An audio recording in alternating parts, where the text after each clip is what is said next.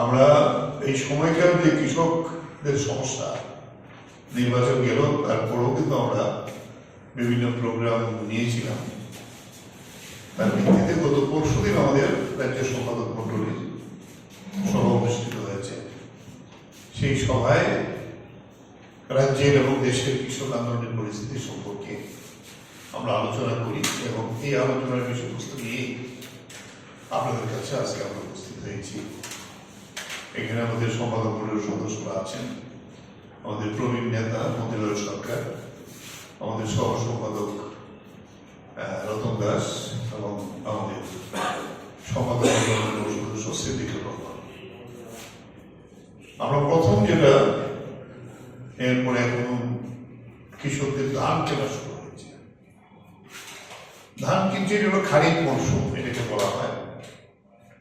আমাদের তিনটা মরশুম আছে, একটা আউশ, একটা খারিফ, আর একটা হলো আমন। এই খারিফ মরশুমে ধান যেটা কিনছে,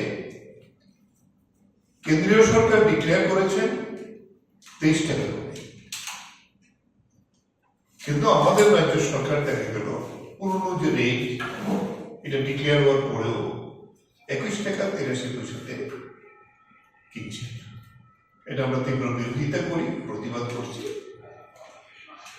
ঘোষিত কেন্দ্রীয় সরকারের নীতিও তারা আমাদের রাজ্যের বিজেপি সরকার মানছে।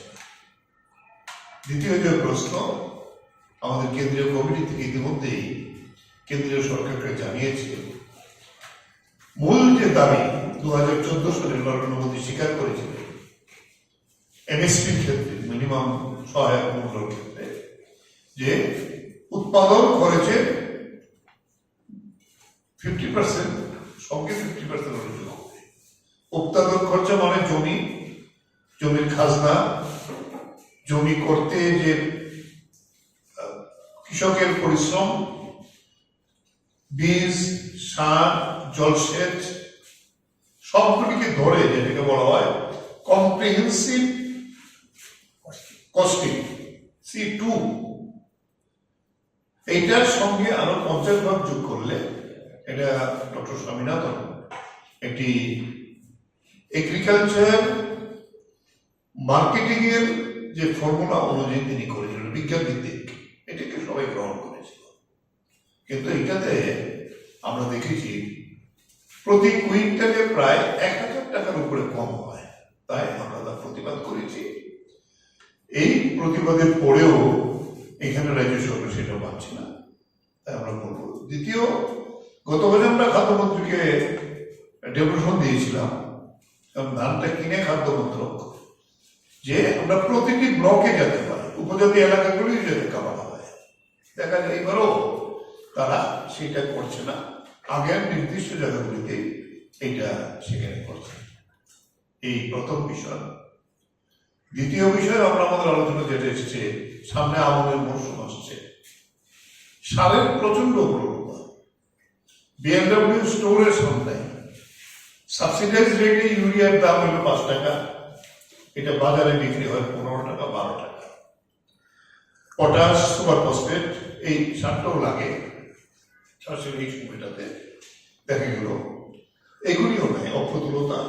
এবং আরো একটা বিষয়, সরকারি গুদামেই পাওয়ার কথা, কিন্তু এটা বিএমডব্লিউর ইচ্ছায় পায় না, এটা কন্ট্রোল করে মন্ডল, পঞ্চায়েত, তাদের লিখিত কথা। এতে সাধারণ কৃষকরা এগুলি থেকে বঞ্চিত। তারপর আবার দেয়া গেল গিয়া সেখানে কোর্টকে চাপ দিয়ে তার দাবি রোধ করবে। ঠিক একইভাবে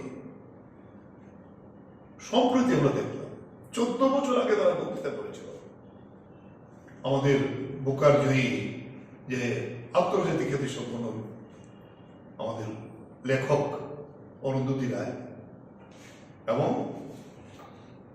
সেখানে আরেকজন প্রাক্তন আইনের অধ্যাপক ডক্টর শেখওয়াত হোসেন, তারা 2010 সালে একটি বক্তৃতা করেছিল। সেই বক্তৃতাতে তেমন কোনো বিষয় ছিল রাষ্ট্রবিরোধী। এখন দিল্লির গভর্নর, লেফটেন্যান্ট গভর্নর, তাদেরকে ইউএপি, দেশদ্রোহী আইনে গ্রেপ্তার করার জন্য অনুমতি দিয়েছে। গোটা পৃথিবীতে তার বিরুদ্ধে হচ্ছে।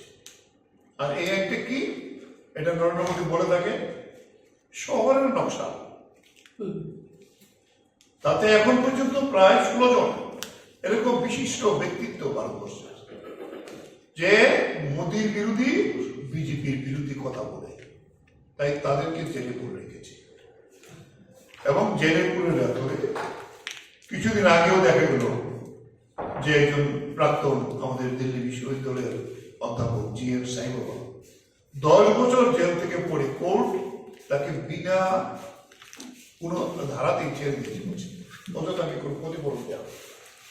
এই বয়স্ক লোক অতি সম্প্রতি নিউজ ক্লিকের যে সম্পাদক, প্রতিষ্ঠাতা সম্পাদক, দেশের বিশিষ্ট বিজ্ঞান আন্দোলনের অন্যতম প্রচারক, সেখানে সম্পাদক প্রবীর মুখার্জিকেও একই আইনে গ্রেপ্তার করেছে। শেষ পর্যন্ত দিল্লির কোর্ট তাকে একেবারে বিনা ইয়েতেই প্রায় জামিন দিয়ে দিল, বেকসুর খালাস করেছে।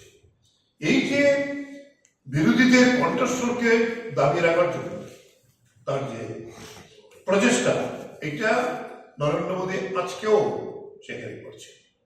যেমন স্পিকার নির্বাচনে, প্রোটেম স্পিকার নির্বাচনে দেখা গেল 8 বারের সাংসদ থাকতে 7 বারকে করেছে, তার দল তাকে খুশি করার জন্য। আজকে প্রতিবাদ হচ্ছে, এটা তো গণতন্ত্রের পক্ষে লজ্জার কথা। যখন সাংসদরা প্রতিবাদ আর শপথ দেবে সংসদ হিসেবে, তার প্রতিবাদের মুখে বলল কে? নরেন্দ্র মোদী।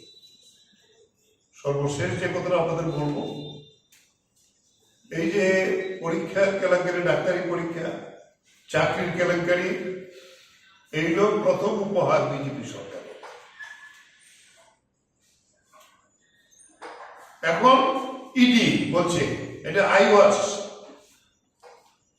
হাজার হাজার কোটি টাকা লেনদেন হয়েছে, লক্ষ লক্ষ ছেলে মেয়েদের জীবন আজকে বিপন্ন। গোটা পৃথিবীর ইতিহাসে এই ধরনের কেলেঙ্কারি কোন দেশে হয়েছে বলে এখন পর্যন্ত কেউ বলতে পারে। আমরা তারও প্রতিবাদ করছি। এই হলো যে মোট বিষয়গুলি আমি বললাম, তাতে যদি কিছু বাকি থাকে আমাদের পর্যায়ে থেকে আরম্ভ করে আধিকারিক পর্যায়ে পর্যন্ত কৃষির প্রতি যে অবহেলাটা, এটা একেবারে স্পষ্ট। জলসেচের উৎসগুলো সব অকেজো, পাম্প অপারেটর নেই, কোনো নতুন নিয়ম নেই, যার ফলে বড় ফসল হয়নি। এবং এই আমনও যদি বৃষ্টি কমে যায় তখনই সেচের প্রয়োজন হয়, এটা হচ্ছে। এরপরে রেগার কাজ আমাদের দাবি ছিল যে রেগার কাজ কৃষিতে ব্যবহার করা। রেগার কাজই তো নেই। ভিডিওরা হিসাব দিচ্ছেন, আমরা যা নেটে গিয়ে দেখলাম লক্ষ লক্ষ টাকার কাজ হয়েছে, কিন্তু গ্রামে গিয়ে তো কোনো কাজ পাওয়া যায় না। তাহলে এগুলো কোথায় গেল? কারণ আমরা এটা নির্দিষ্টভাবে এই চালু করা শুরু করছি। আগে আমরা দেখতাম কৃষকদের পরামর্শ নেওয়া হতো কি করলে ভালো হবে, আর যারা বিজ্ঞানী, কৃষি বিজ্ঞানী, তারা গিয়ে আবার পরামর্শ দিতেন তার শোনার জন্য। এই ধরনের কোনো সিস্টেমটাই টোটালি বন্ধ হয়ে গেছে। বলে এই জায়গায় দাঁড়িয়ে আরেকটা গ্লেয়ারিং সমস্যা আমাদের রাজ্যের মধ্যে, শুধু না দেশেই আছে, যা হাতি এখন পর্যন্ত প্রায় 20 জন মারা গেল। বানরের উৎপাতে সবজি করা যায় না, সমস্ত বানর জঙ্গল থেকে এসে লোকালয়ে চলে এসেছে, ঘরের ভাত পর্যন্ত নিয়ে খেয়ে ফেলে। আমরা এই বিষয়গুলি বলেছি যে কি করে সমাধান করা যায়। বন দপ্তরকে আমরা সাজেশন দিয়েছি, চিফ সেক্রেটারি জনাব, তিনি বলেছেন আমরা এটা দেখছি তো গত 2 বছর 3 বছর যাবতীয় চলছে প্রতিদিন। কয়েকদিন আগেও আরেকজন 70 বছর বয়স্ক হাতি এসেছে দৌড়াতে গিয়ে, তিনি আহত হয়ে আজকেও শয্যাশায়ী। এই বিষয়গুলো সেখানে আছে। এরপরে যেটা বলবো, দেশের কৃষকদের আমরা ত্রিপুরা রাজ্য কমিটির পক্ষ থেকে অভিনন্দন জানাতে চাই যে কৃষক আন্দোলনকে নরেন্দ্র মোদীর সরকার অবহেলা করেছিলে, তাদের কথা শুনবে না, তাদের দাবি মানা হবে না। কৃষক আন্দোলনের ফলে আজকে ৩৮টি লোকসভা কেন্দ্রে সরাসরি বিজেপি পরাজিত হয়েছে।